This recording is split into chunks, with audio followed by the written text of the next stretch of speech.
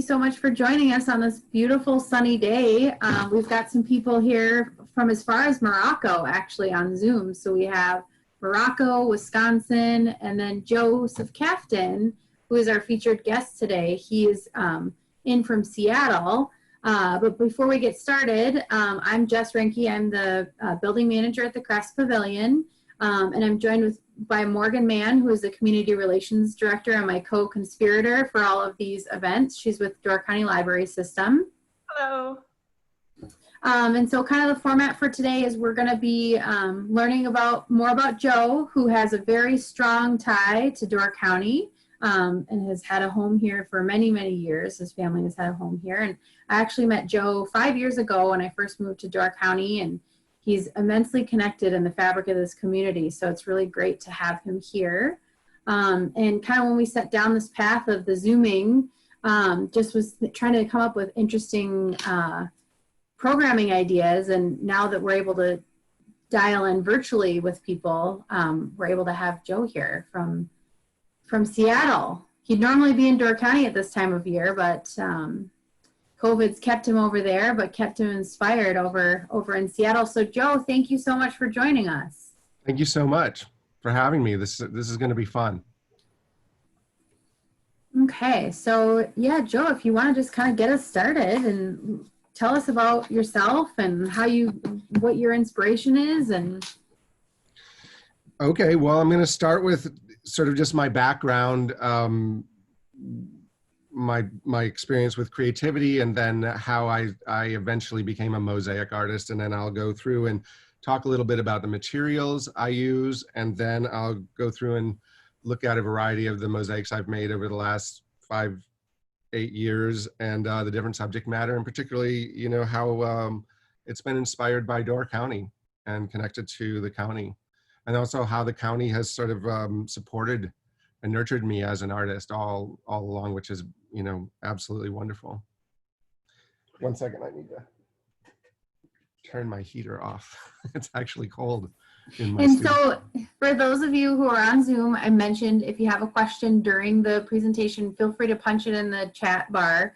And if it's, I'll share it with Joe, and then also if you're on Facebook, feel free to comment and we'll share those. Morgan's watching Facebook. And at the very end, we'll take all questions. So, all right. Right on.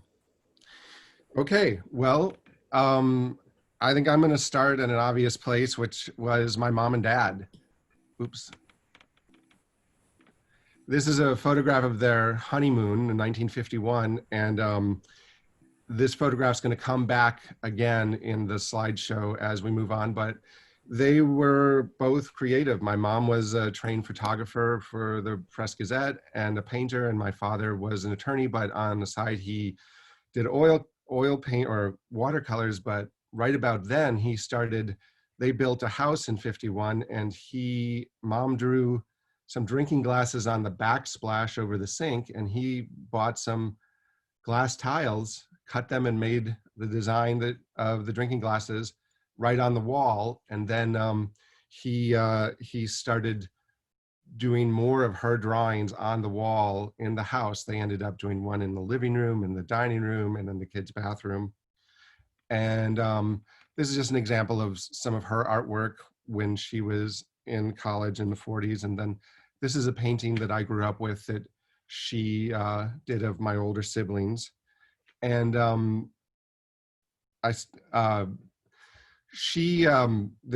because she was connected to the Press Gazette, there would be articles about my family and their creativity from time to time. And here's one from the early 70s. And it's just talking about how whatever she's doing in her life as a parent, it's always involving creativity. And this is a sculpture she was making for a flower show that she's got my brother and I using orange sticky tape, paper tape, and creating, I think, Christmas tree ornaments. And this is my father working on a sculpture that he every summer made a telephone pole that he carved into Greek mythological gods. And there's my brother helping out. And this is an older picture of my father working on one of his wood carvings at our cottage in Whitefish Bay, Door County. And then here, this is one of the first mosaics he made. It was my mom doing an kind of a cubist drawing of him, and they put it on a piece of plywood. And this is my siblings drew, he had my siblings as little children draw fish and water creatures, and then he directly made this mosaic on the wall above their bathtub in their childhood bathroom. And at this point, he's using stained glass or sheet glass cut into little squares that any tile installer would use from the time. And eventually he moves on into other materials. So was that taken then, Joe, off the wall? Like, so that was on the wall in your childhood home and then it was removed, or? Yeah, that's the case. When my parents both passed and it was time to let go of that house, we had a carpenter come in and remove the mosaics and put them into frames. And now a couple of us each have them. I've got a couple in my house, and that one's at the cottage now, but yep. Awesome. It took a little bit of carpentry, but it worked out. And there's another one of my father's. And this is a different material. This isn't the sheet glass. This is a glass from Italy called smalty. It's more opaque and it comes in these little bricks. And I'm going to get into the differences on those two as we move along. This is Dad rode his bike every day, and this is him on his path. And then this is sort of his story about our cottage in Whitefish Bay, and another walk in the county. And then a few years ago, as I was getting going as a mosaic artist in Door County Living did a feature on me, and I was lucky enough to have Len Villano come and take some photographs of me, and I'm going to use some of those here, but I want to thank him for that. And that's a photo, or that's a mosaic my father made of the city of Boston years ago. So now I want to get back to a little bit of my history. I, grew up in this very creative family. All my siblings were involved in culture and art to one degree or another. And I started drawing as a child. I think we were all drawing. And eventually in college, I minored in art. I took some painting and drawing classes. And eventually after school, I decided to go back and study graphic design. I got a degree in graphic design and worked in agencies and as a freelancer, and I did a large variety of things in the real estate industry and everything. And you could do anything from a milk carton to posters to bus sides. And the thing I really enjoyed most was doing CD and book covers. And I worked for Seal Press for about 10 years and had the pleasure of doing a bunch of different collages, photo collages. And then in the 90s, we lost our mother. And in early 2000s, my father continued making several mosaics every year. But during a surgery, he had suffered a stroke. And so I would return to Wisconsin and spend some time with him. And it was wonderful to be with him, but he didn't have full capacity of his hands. So I thought, well, maybe I would use his mosaic materials were all sitting out. So I thought maybe I'll try to make a mosaic, and he can sit at the table with me and tell me how to do it. And it'll be a good way for us to spend time together. So I was living in this house in Seattle, and I drew it on one of his frames.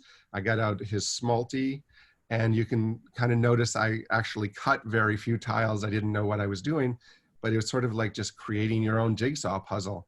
And I went ahead and made this, and I think he enjoyed the experience, and I enjoyed the experience. So we decided we would do it again. And I had become a kayak instructor, and I had this photograph. This is actually my sister and I paddling together.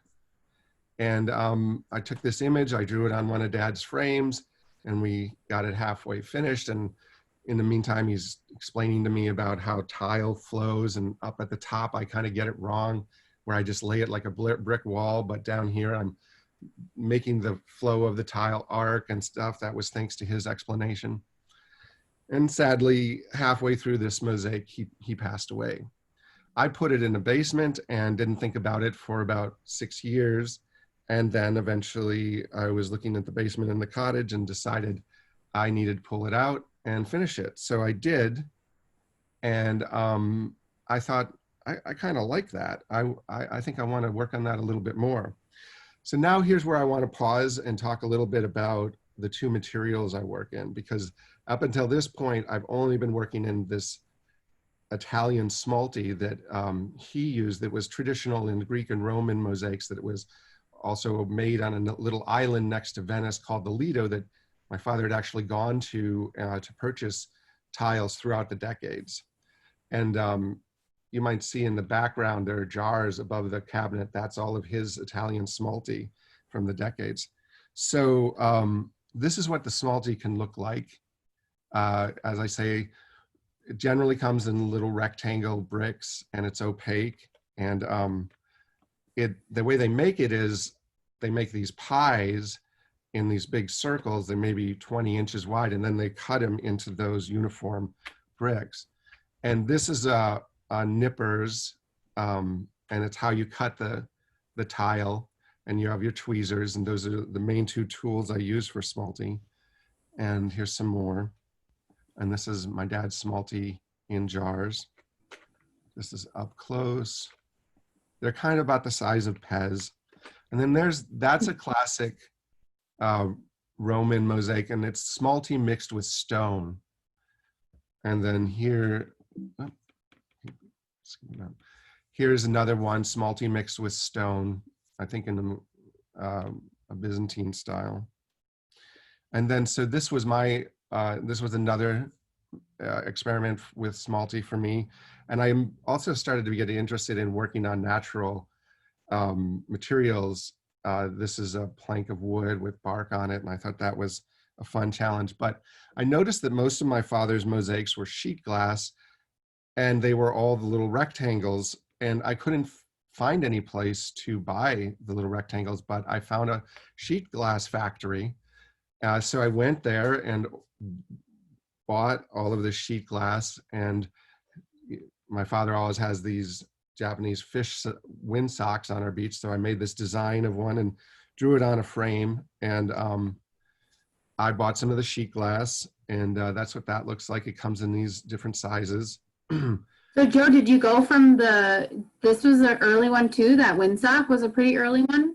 Yeah, I think that was maybe my third or fourth mosaic. I just felt as if he'd worked in these two materials and I wanted to know them both. They both looked fascinating to work with, and it would be very different. The smalty has this sort of ageless, timeless quality. It looks like it could be ancient and very, very substantial, whereas the sheet glass, the glass is translucent, the light gets in it, it almost looks to me like candy or like a bright light, and it has a really different quality and tone. And I noticed right away that it made me think of wetness, particularly like a fish, the way a fish is wet and shiny. So I remembered that my dad had made a fish out of sheet glass, so I decided I would give that a try. I started with the windsocks, but then I did very quickly move to fish. So here's some more photographs of sheet glass, and you have this scoring knife, so you can make curves and lines, and you score the glass, and then you have these pliers to break it. Well, it seems like you can get a little bit more detailed with that too than the smelty, You can do a variety of shapes, whether it's just you want to do some kind of tile or jagged edges, but you can also do something like leaf shapes or eyeball shapes. And so that working from the sheets rather than the little tiles gives you a great deal of freedom in that way.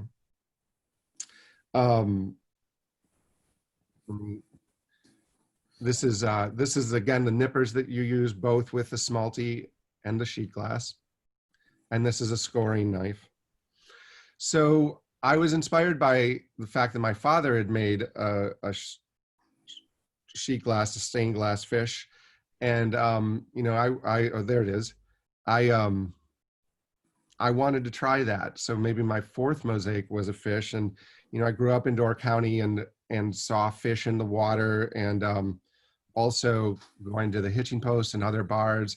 There was always this taxidermy. And in a way, I was thinking, and I also grew up fishing. I grew up fishing from a rowboat and then later became a kayak fisher.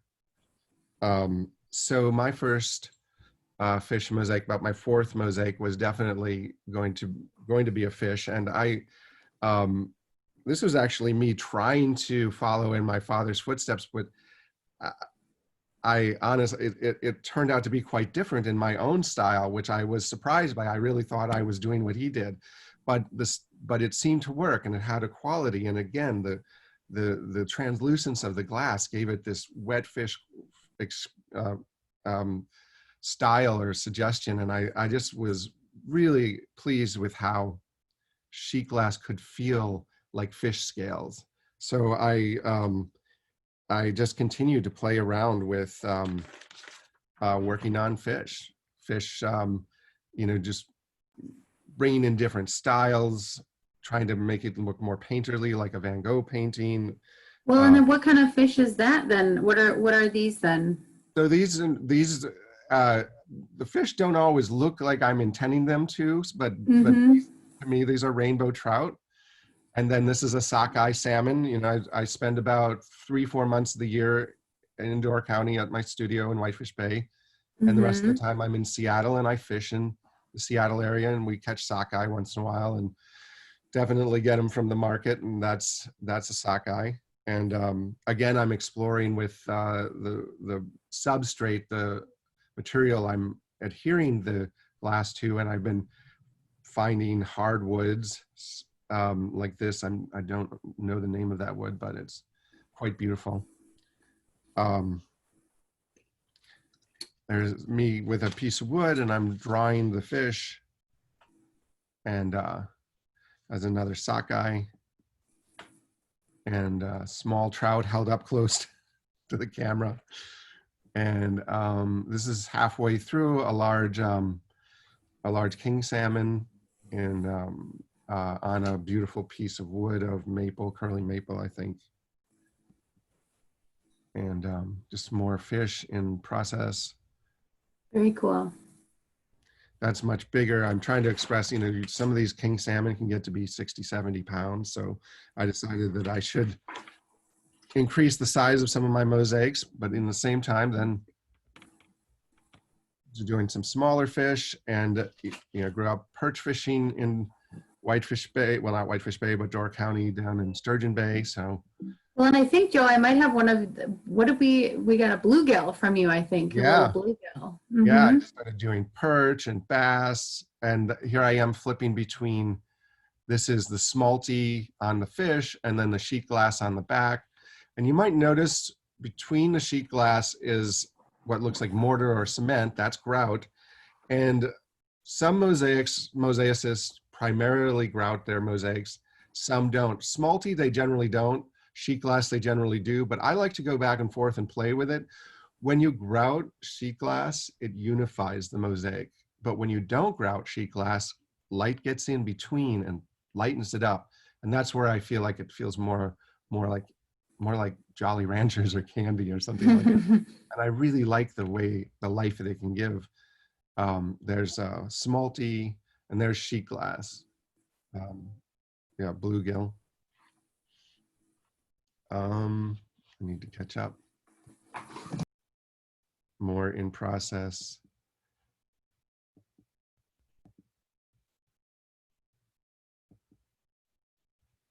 And as I'm exploring fish, I want to try other subject matters, scenes, and being a kayaker, I kayak fish in Whitefish Bay, and I instruct out here, I decided to start making some mosaics of my world of kayaking. This actually became my logo for my business card. That's, to me, just symbolizes the perfect day. You're out on the lake or the ocean with your kayak, and it's just nothing in sight. Here's another kayak scene from river. and another. And as I'm continuing to try to explore um, other subject matter, I've got friends who are have backyard gardens, and I'm watching them pull carrots and onions. And at one point, somebody pulls a beet, and I make a mosaic of it. Although at this point, I start to take a little bit of creative license, and I sort of swap beet leaves for radish leaves.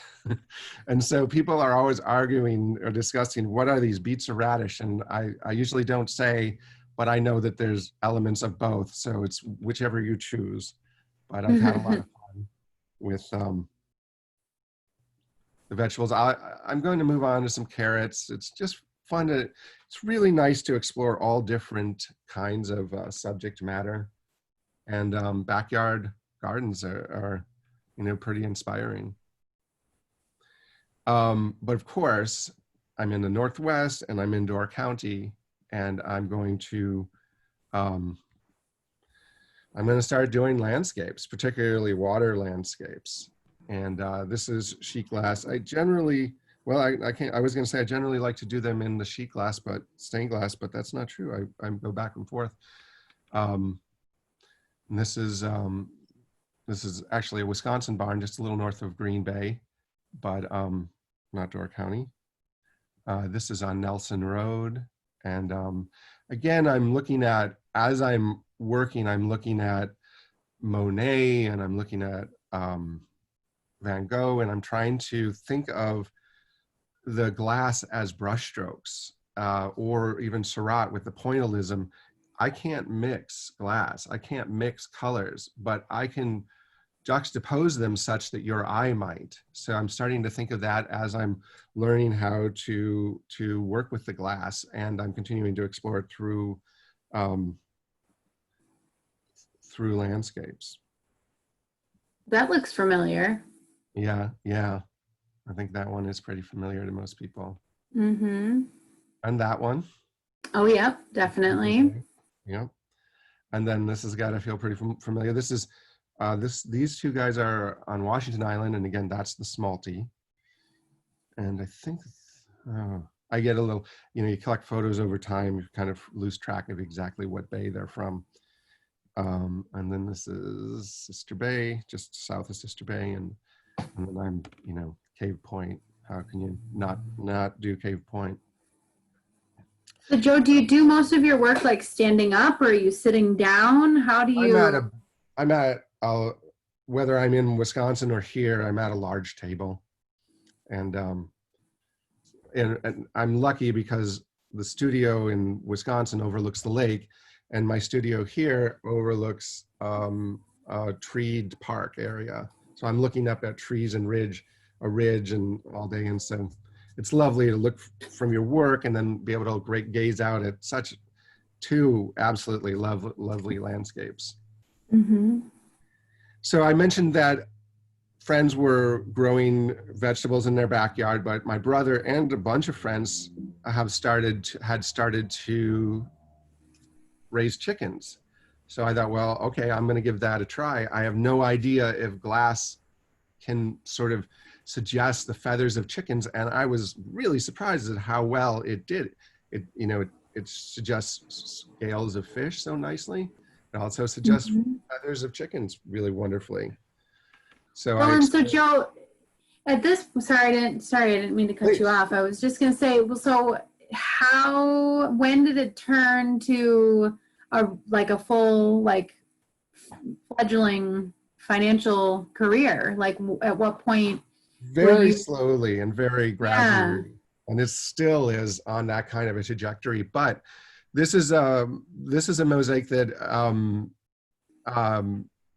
sort of helped change that for me, helped start it for me. I had been on my maybe third mosaic. I ran into a friend I hadn't seen in years, and at a mosaic factory buying some glass, and she said, "Why are you here?" And I said, "I've become a mosaic artist." And she said, "I'm a mosaic artist. I have a business." And I showed her my 3 mosaics, and she offered me a show to be in Northwest mosaic artist show. And from that show, I got offered another show at a gallery to be shown in a gallery. And so that was happening maybe about a year and a half in, and that was lovely. And I want to get around to talking about the various galleries in Door County that I've been a part of and have been supported my career. But at this point, I had made this chicken. I was very proud of it. And I walked into a gallery on an island in the Northwest, and it was a sunny, quiet day, and there was nobody there, but I opened the door and I could see somebody on the phone talking near the cash register, I presumed the owner. And I walked in, I had this chicken mosaic with me, and he looked at me, he put his hand over his phone and he said, "Yes." And that's how I got my first gallery out here. Nice. So I thought, well, that's easy. And and a couple of months later, I was going on vacation with my sister and her family to Kauai, and I was told that chickens were everywhere in Kauai, and they had become sort of the island symbol of Kauai. So I thought, well, I'll bring this mosaic with me down there, and maybe I can walk into a gallery there, and maybe somebody will shout yes to me. So I went to a few galleries, and it didn't go so well. People weren't responsive. But on my last day, I had this mosaic in a brown paper bag, and I walked into a gallery, and they had some chicken paintings. They had a lot of fish artwork and ocean landscapes, but I noticed the chicken, and I said to the owner, would you like to, I'm a mosaic artist, and could I show you some of my work? And she said, absolutely. So I removed the chicken mosaic from the bag, and she looked at it and she laughed and she said, "I hate chickens." And I'm like, "Oh, you do?" And she said, "Yeah, I hate chickens. They wake me up at 5 in the morning. You can't help but hit one with your car every couple of months, and that's a mess. And they poop everywhere. They're just a pain in my life." And I said, "Well, how do you feel about chicken art?" And she's like, "I hate chicken art. I'm never letting any more chicken art into this gallery." And I said, "But what about the chicken art on your wall?" She's like, "That's my best friend. I have to have it there. I can't not have it." So I put the mosaic in the bag, and I'm feeling kind of down, and I'm walking out, and she says, wait a second. Do you do any fish?" And at that point, I'd already done probably, 30 fish. I said, "Yeah, I do some fish." And so she got out her computer, and she looked at my Facebook page and saw all my fish, and she said, "I'll take 20. So actually, I'm going to just run through and show you a bunch of different chickens. But then I realized that she's not going to want trout and bluegill. She's in Hawaii. So I better start making some warm water fish for her. So here are some more of the chickens that I worked, and this is Smalty and more in Smalty, and sheet glass. So the state fish in Hawaii is a triggerfish, or locally known as a huma huma. So I looked up online what the various fish you might find swimming or snorkeling outside of Hawaii, thinking that's what people would respond to. So I might, and deep sea fishing, of course. So I started making a series of warm water fish to send to Hawaii. Nice. And a couple of years after that, I was down in Sayulita, Mexico, I was out just for a walk, and I came across a mosaic studio, and a woman invited me in, and we ended up talking for a good while, and I showed her my work on my phone, and she's invited me to come back anytime. So a year later, I went back and taught her and a couple of her friends a workshop and a class, and that's the fish she made and the one I made. And so the Hawaiian fish transferred beautifully to Mexico. So I think there will be more workshops in Sayulita at some point. Very good. So again, trying to be open to different ideas for what subject matter. I'm walking down the beach in Seattle or I'm walking down the beach in Door County and you come across all this really expressive driftwood. And I thought, well, I've not done any abstracts and I'm maybe not interested right now in doing abstracts in a frame, but I think I could do something interesting with driftwood. So I started collecting driftwood and then working with it, and I would use stone and glass and smalty glass and sheet glass. So I started making a series of these driftwood abstracts. And I've even got beach grass in it or dried seaweed, however Wow. that made sense. So I've done about 10 of those. And what I found as a mosaic artist is you have an idea of something you want to explore, and then you do that, but then if you want to do it again, you've got to get through the next 5 ideas you want to explore. So you're going to like, I'll get to that in a year. I'll get to that in 2 years. So within a year, I'll get back to doing another series on driftwood. I look forward to seeing what else I can do with that. And so, Joe, do you kind of getting away from, just going abstract, do you ever get commissions? Do people commission you to? I do. I'm going to just quickly say, again, being around Door County, falling in love with all the fowl, I started to do herons. I even did a pelican, a couple more herons. And I was lucky enough to be invited to the raptor sanctuary outside of Jacksonport. So I decided it was time to start doing owls as well. And then to your question, yeah, I've often been, I will receive an email, a phone call, somebody I know, somebody I don't know. And often it'll be for a trout or a chicken because they've seen that. But here's somebody said, I just went deer hunting and I would love to have a deer. And I've seen that you have these beautiful pieces of wood you're doing your fish on. How about a deer on the wood? And of course, you're going to say yes. But the next thing is, how am I going to do it? Can I do a deer? I'd never done a mammal. And the way fur flows on mammals just seems so different than a chicken and a fish. So I spent some time sketching that and exploring it, looking at different images, but went with it. And I ended up having a lot of fun, and the client seemed really happy and loved the wood. And my thought on this, and the reason that the deer is lower on the wood, is I said, imagine you're walking through the woods and you see a deer and it stops and it freezes right in front of a big, thick tree. That's how I think of this, that this is the deer frozen in front of the trunk of the tree. So then sometimes one commission will lead to another from somebody who knows that person, or just some new commissions, but somebody loves rabbits, collects rabbits. And said, can you make a white rabbit? And I said, I can do that. I can do that. And another person wanted a hummingbird. And somebody's daughter loves blue butterflies. And then somebody wants a blue crab from the East Coast. And that's my studio. Somebody wanted a sunflower. And very cool. My kayak students once in a while ask for a kayak mosaic. That's an image from Cave Point looking down on the paddler. And then somebody was interested in bees, and here's a couple of friends who purchased another one of the kayaks, and somebody asked specifically for a tree of life and something with the shipping industry and other a northern sky. Other more of a poster design, and also abstract on a guitar.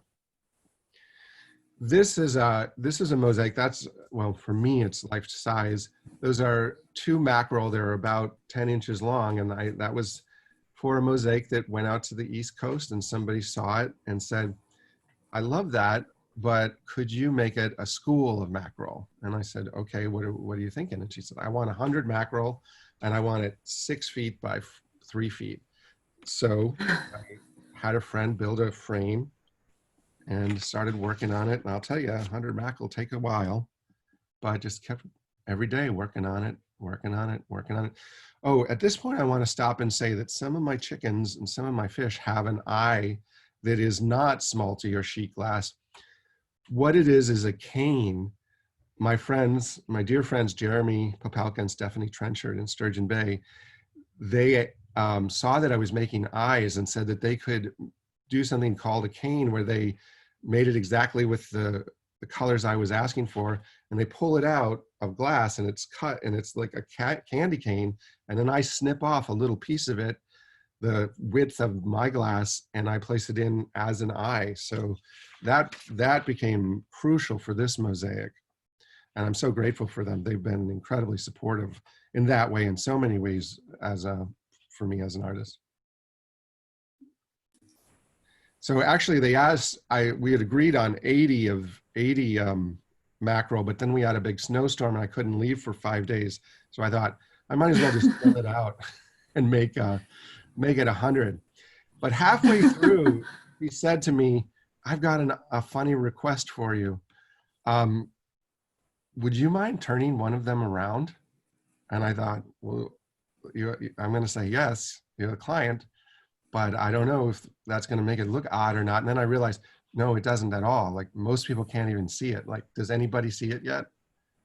Does anyone see which one's going backwards? You see it? Yep.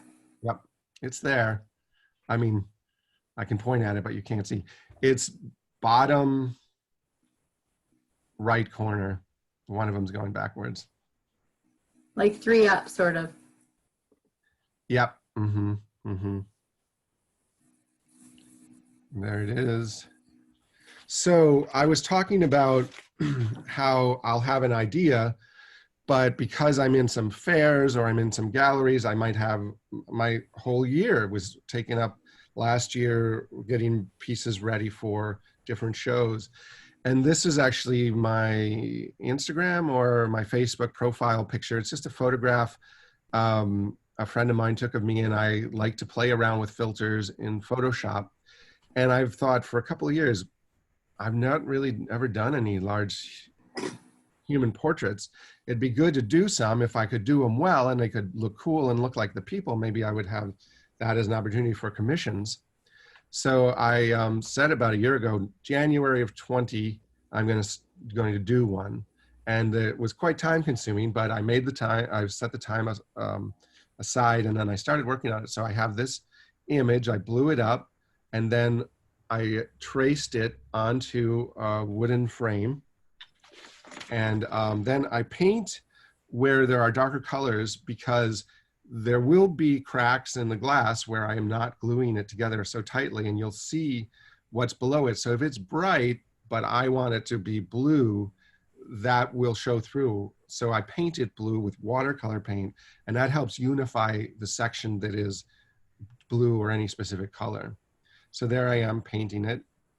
And then I always start around the eyes of a fish, of a rooster, of a person. And slowly I'm filling in. This one was interesting because you don't get to see the eyes, the glasses. And then just continuing to work on it.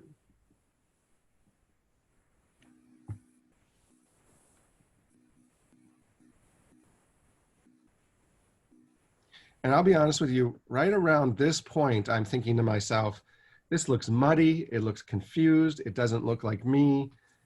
I think maybe I'm a fraud. I don't think I can do this. And then you go on a little farther and a little farther, and it's still kind of confused. And it's like, oh, maybe it's making sense. And you get it all together. And then when it's done, I think, oh no, I'm not a fraud. I can do this. This works out. And so that was my first large format portrait. And I did that in January or February. And I enjoyed it so much. I thought, well, I'll do another one. And then that's right when we got hit with the COVID. So it sort of cleared out some of my time. So I just thought, I'm just going to continue doing portraits. So here I'm going to run you through beginning to end another one that I did just a week or two later. I found an old photograph of a friend. I crop it. I draw it onto the board.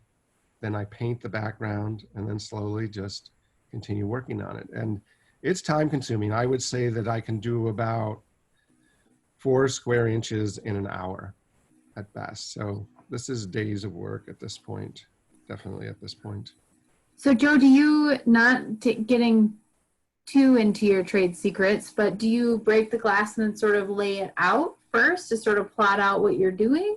What I do is, most of my glass is, I often buy it in small shards because it's less expensive, or over time it gets cut into small shards. So I'll just pile up. This is after I'll pile up all the colors I think I'm going to use in different places. This is after it all gets mushed together. But I'll have, I'll think, well, I'm going to need some yellows and some oranges and some peaches and some pinks and some reds, and I'll pile them up all around the frame. And then as I go, they get moved around and scattered, but I have them there. I set up, every time I sit down to work, I clear out the glass I'm not working on, and I set up the glass I want to be working on. And then I take my nippers and I cut it, and I use my tweezers and I dip it in glue. I use well bond glue, and then I attach it to the substrate, which in this case is plywood. In this case, I wanted to paint the background in oils, so I use something called gesso to separate the oil from the wood, so the oil will pop off of the will pop off of the wood and not be soaked in. So that I do that white background.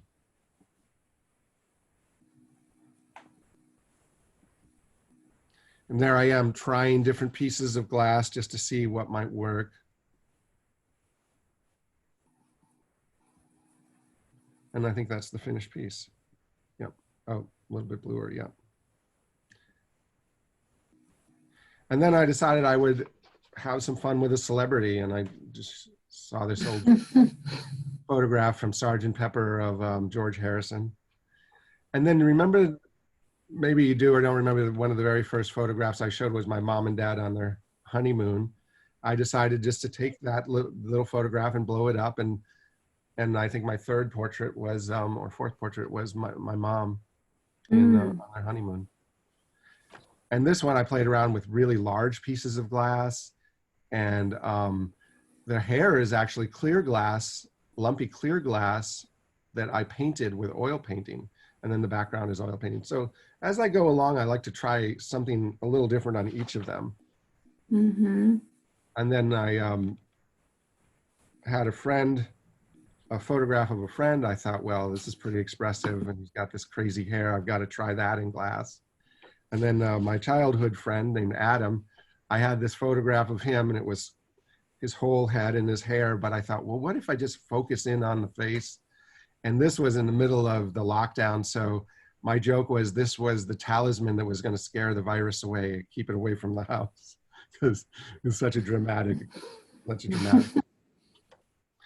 And then this is another friend of mine, an older gentleman, and I just liked his features and his white beard, but he accused me of making him look a little bit older than he actually already is, and he's already too old, he was telling me.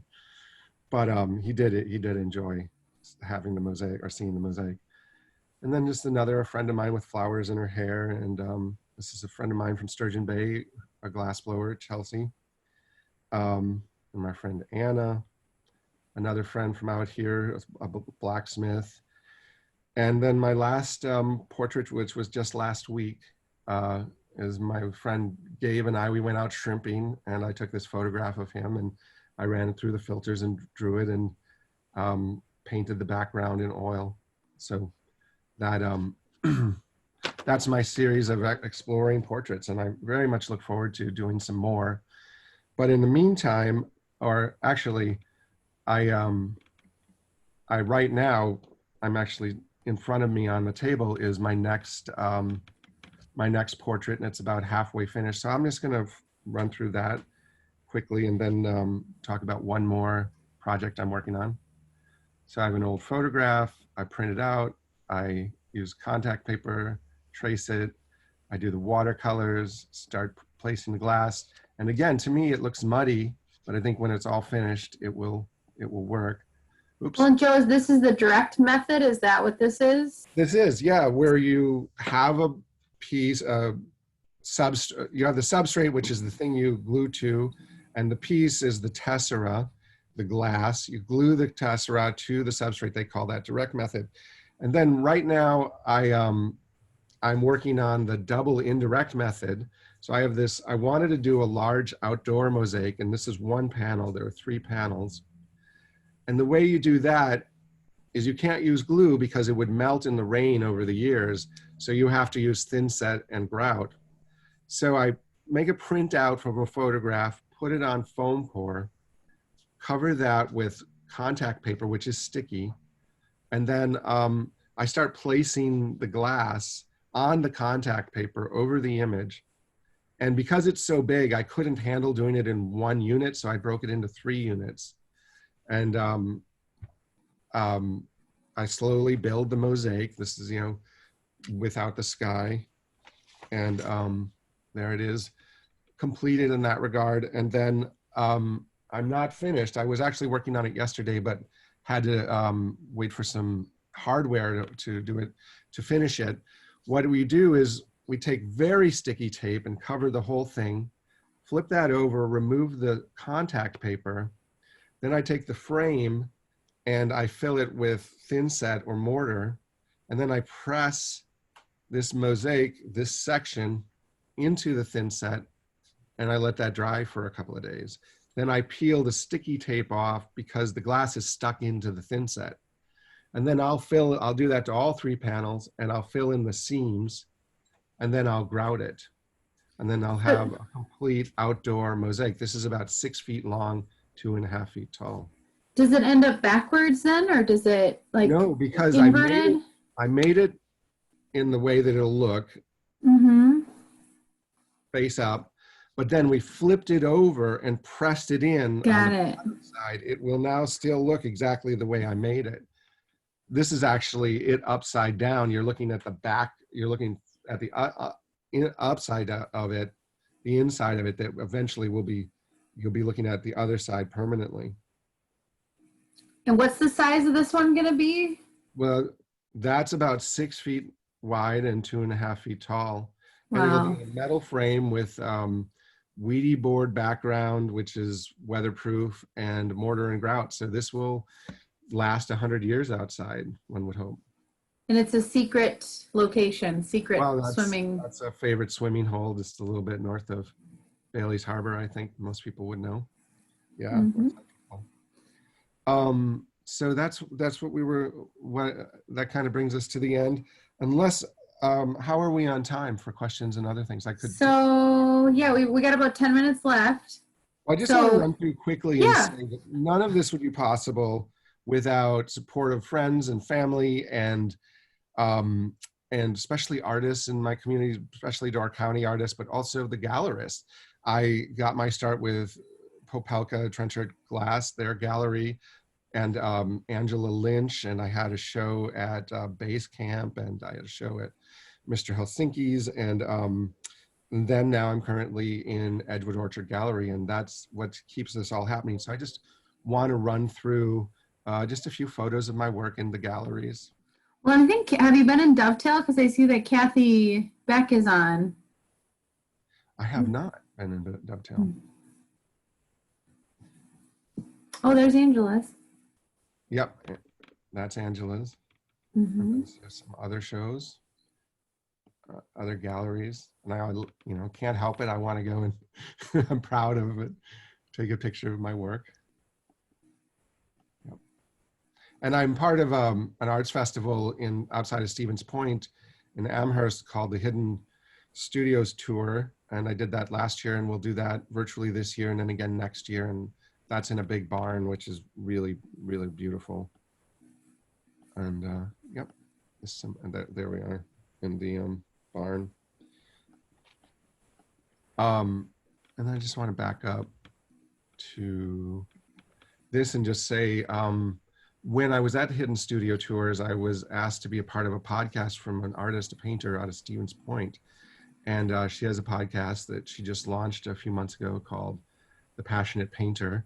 And I think I'm maybe the 4th or 5th podcast she did, but it's was a lot of fun, and I kind of tell my whole story, and get a little bit more into the creative process. But if anybody's interested, check out The Passionate Painter wherever you listen to your podcasts. Thanks, Joe. So we do have some questions. First, a comment from Kathy. She had to jump off, Kathy Peterson, but she From wanted to Morocco. comment. Yeah, from Morocco. She said she had to leave, but she wanted to comment on your mosaics. You really are a true artist, and your manipulation of the harsh material of glass is incredible. Bravo. Thank you. Thank you, Kathy. And then Carl on Zoom asked, how do you manipulate the tiny pieces of glass? What kind of tool? Maybe you go back and show him the snipper. Well, you cut the glass like a piece of sheet glass with the nippers, you know, and depends on whether you're trying, what you're trying to, I like to do a lot of these sort of sharp angled shapes, long triangles. To me, they feel like Van Gogh brush strokes, but I can also specifically try to cut long pieces that can feel like the bones in a fish tail or a leaf shape or an eyebrow shape. So I'm able to be pretty specific with that. And then I just use simple tweezers. I cut it, I set it down, I pick it up with the tweezers, I get glue on it, I place it on the mosaic. And I do nip my fingers about every day. But it's never too much. And then I think you answered this, but a little bit earlier, it was asked of what kind of glue was involved, and what kind of glue did you say that it's? I kind of stick with Well-Bond glue. It works for me. It's been recommended, and I've never had any trouble with it. But that won't work in the outdoors. If you're going to use the outdoors, you've got to go into thin set and mortar and different process. Morgan, do we have questions on Facebook that you saw or comments? Yes, many, many comments. So I actually have a little artist working next to me while we're doing it. Hi. Someone, Paul asked, do you do commission pieces? I do commission pieces. I show the deer, but it's pretty most commonly chickens and fish. But one of the reasons I wanted to do those portraits to see if I could both make creative mosaics, but also mosaics that looked like the person. And I'm pretty pleased. I think that I can do that. So I'm really looking forward to my first portrait commissions. I've had some conversations with some folks about it, and I think that'll happen soon. So I think that'll be a lot of fun. Is it best to contact you through your website, or my website, or you can contact me. You could like me on Facebook, Joseph Kaftan Mosaics, or Instagram, Joseph Kaftan Mosaics, or my website, or my email is just joe@josephkaftan.com. But the website is josephkaftan.com. And then Morgan, I've got a technique question. I don't know if you had other questions there. Nope, just a lot of very cool. Someone knew one of the pieces, loved the beets, loved the chickens. Great job, Joe. So lots of love on Facebook. So the artistry exhibited by these mosaics, Doug says this, is outstanding. The colors, design, and textures makes them come alive. Oh, nice. Thank you, Doug. I feel like color is one of my strongest suits. I feel like that I can really express myself with color, and I'm grateful for that. And I think the glass is amazing for that. A technique question. Are your portraits drawn freehand from the photos, or do you project them onto the base? Neither. I print them out on just a little black and white printer, and then I trace them with good old carbon paper. Yeah, we could be. Yeah, we could. Great. And then Janine asked if you would do work. Janine's on now, our interim library branch manager. Will you do any workshops in Door County, or do you ever do them in Door County? Well, we did one through the school system for a day, high school students, and I would love to. I haven't established that yet, but absolutely would love to. And I think that it's very possible. I think everything will fall into place. And then just another compliment. Ginny Capert says, Joe, absolutely love your portraits. Amazing. Oh, thank you, Ginny. Ginny is an amazing artist, so that's a wonderful compliment. Well, Joe, thank you so much. I don't think we have any questions. I'm going to unmute everybody on Zoom in case you guys have anything that you want to say or. No? Everybody's a little shy. Well, thank you all so much. This was a great pleasure. Morgan, do you have any events upcoming that you want to announce? Oh my goodness, do we have events? So with the summer reading program, we are having daily things happening in our summer group on Facebook. You can also watch the programming on our website in the calendar. And so what's coming up tonight, we have No Bake Cookies. That happens at 6 o'clock tonight. We have Mad Libs that are happening at 6:30. We have Chapter a Day that happens at 4 o'clock every afternoon during weekdays. And TV, we have shows. It's usually 9 in the morning and 6 p.m. And then sometimes 2 and 1 o'clock for other programming. So visit our website. It's chock full of things to do. You cannot say you're bored this summer. And join us on Beanstack. We are doing our summer reading program through Beanstack, where it's a app you can download, or you can also go on the web and do doorcountylibrary.beanstack.org or .com, I think. Check the website. But you can log your minutes there, and we are going to be starting our weekly drawings in. We're giving 2 weeks for everyone to get set up, and then weekly drawings start at the end of June, where you can win Door County gift certificates or books of your choice. So please check out our website for that, and join us on Zoom and on Facebook. That's where we are. Sorry, Great. I'm like crazy. Well, Joe, thank you so much. It was so special having you on. I feel really lucky to have purchased a couple of your pieces and have one of the bluegills and a nice rooster. So Well, my pleasure. That's awesome. Thank you. And you're super talented, and we really appreciate having you on. This presentation will be available for people who weren't able to see it today. Yeah, so we'll have it on the YouTube channel, and I'll be sure to send you the link. Awesome. It'll be on the library's YouTube and on the Crest Pavilion's YouTube, and then also on our Facebook. Well, I've watched a couple of your other presentations, and you guys are doing wonderful work. It's really fun. I appreciate it, being a part of it and being able to see the other presentations. Thanks, Joe. We're adapting. Well done. Okay. Bye, everybody. Thanks for coming. Bye-bye.